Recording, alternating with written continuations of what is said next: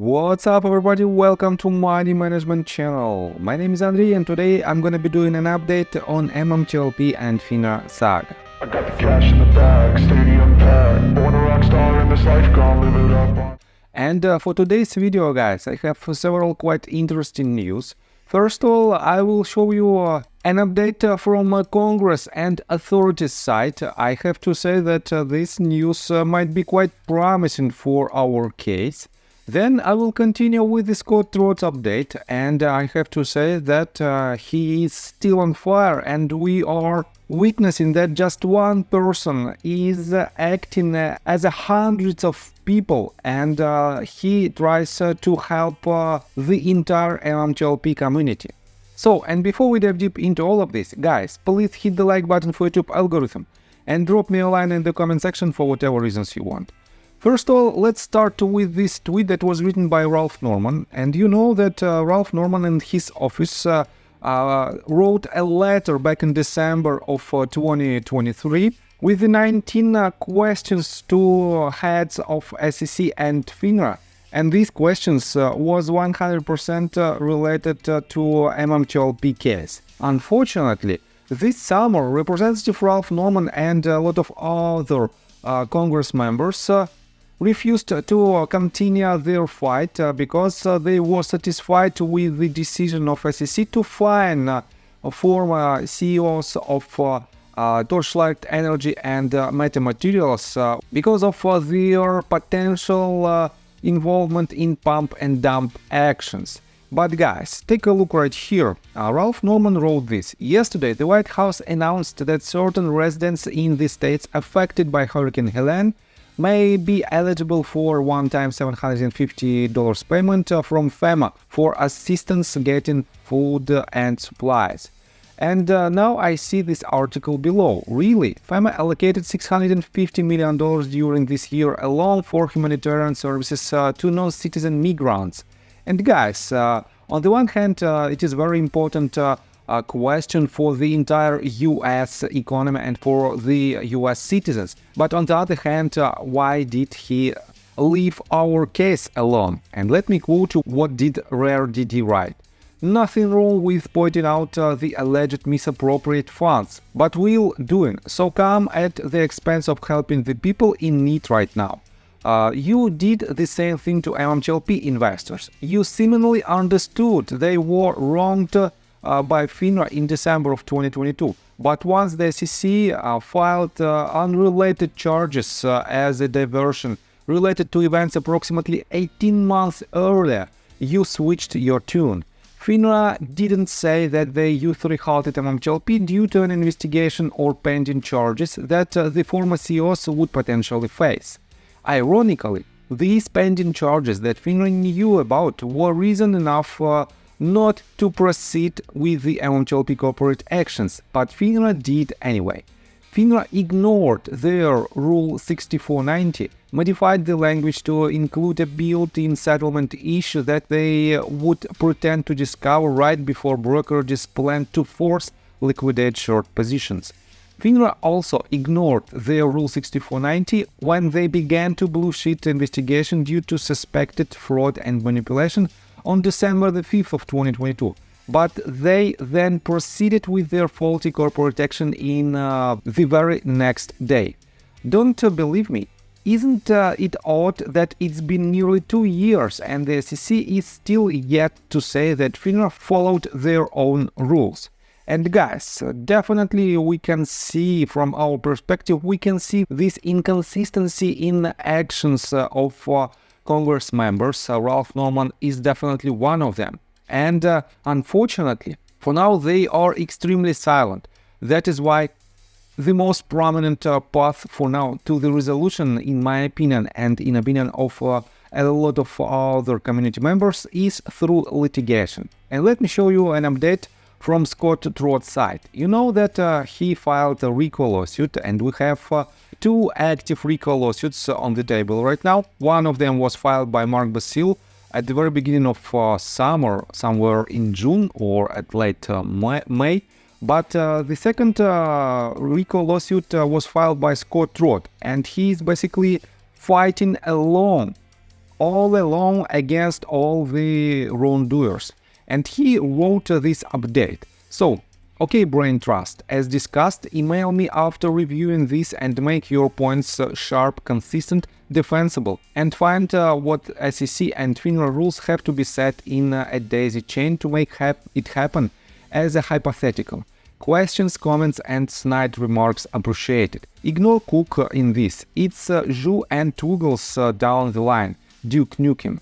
And he added this blueprint of his requests. Let me show you, let me read you this entire page.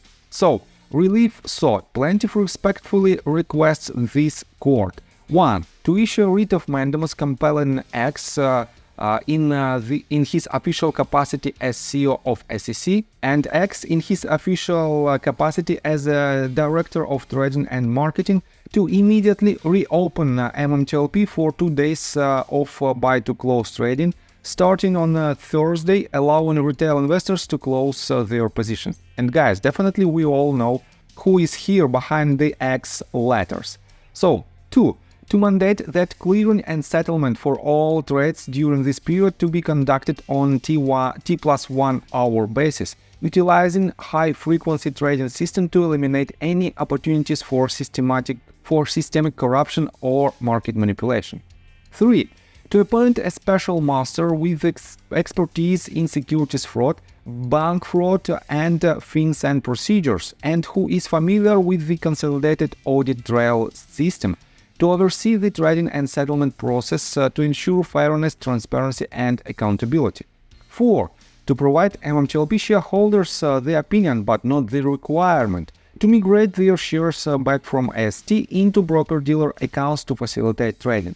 And guys, in my opinion, Rosa Towell also mentioned about this option for the MMTLP shareholders, I guess a year ago, and definitely it should be active. This option should be active because no one can hold your assets against your will.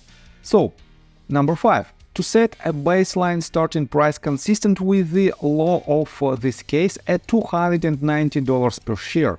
This is if the adverse inference hit on Schwab gets approved by the judge of the Spallation Madness of September 14th, 2024 and March 20th, 2024, as confirmed on September 16, 2024. And guys, this base price is nothing else but a $2.9 of closing price of MMTLP back in December of 2022, right before the U3 halt, multiplied by 100. And 100 is the number that was mentioned in the conversation of Scott Roth with Schwab representative. And Schwab representative told this clearly that the price of MMTLP shares right before the U3 halt was at least 100 times higher than the closing price. And this is the number, and this is where we get this number. And guys, don't get me wrong, I use these numbers to show you,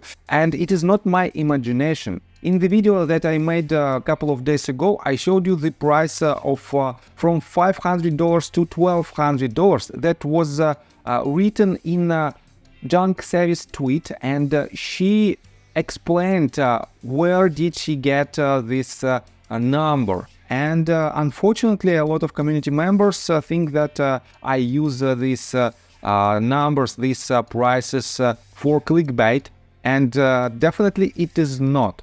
I can see that if I use these prices, the number of views might be slightly higher by 30 to 50%, but nothing substantial. And that is why, guys, I will continue to make this type of titles in order to attract more people to the problem, and potentially it might give us more chances to win this battle. So, number 6, let's continue with this one. To ensure that an audited certified share count must be made public 1 week prior to the start of trading ordered by this REIT. And I have to say that it is quite interesting 6 bullets, and I can ensure you that at least some of these bullet points should be granted by the judge. And Let's take a look right here. Junk Savvy reposted this tweet and she added this. My thoughts. What request should be added to Scott case? And she wrote, order shops and brokers to report liabilities to the court. Next one, cross-reference with the historical and recent blue sheet and CAT data. Next, established closed expert market. Next, resurrect MMTLP or some other instrument may need Metas trustee cooperation. Next, establish process for transferring back to brokers, optional, no fees. Next one, establish guardrails, close position only, no spoofing, no caps, forced buy-ins by brokers if positions not cleared by certain time, etc. Next one, clear and direct instructions to market participants, brokers, investors, etc. Next one, trade with oversight and monitoring by FinCEN. Next one, order shorts and brokers to report any remaining liabilities to the court. Next one, uncleared positions ordered to close at penalty price determined by court, not disclosed. Next one, remaining open positions ordered to AST and EQ for share count. Full audit of the TCC regarding MMTLP. Postscriptum, me like the $290, but no way they let us know the share count before trading. Tossed them a bone in negotiation. And guys, I have to say that it is quite a good point, quite good bullet points to add to Scott's request, but let me show you what Scott responded to this. All I'm doing is sending them a blueprint for consideration, showing it's doable, and then welding up the keel for the actual signed request under 7150 and so on. Then it's on like Donkey Kong with the nuclear option. And guys, I have to say that Scott has a lot of other proven facts that he will definitely use in his lawsuit. But so far, he cannot disclose all of these facts because you know that the wrongdoers might also read his intentions and they can correct their line of defense in order to be much more effective in this litigation. That is why, guys, definitely Scott doesn't disclose all the information that he has in order to just have more chances to win this battle. So, let me show you another quite interesting tweet. Scott wrote this just yesterday. I think Ari canned one of his lawyers today and replaced him with another in Trott versus Rubinstein case. Miller is out, Barber is in. Miller stated he is leaving the private practice of law.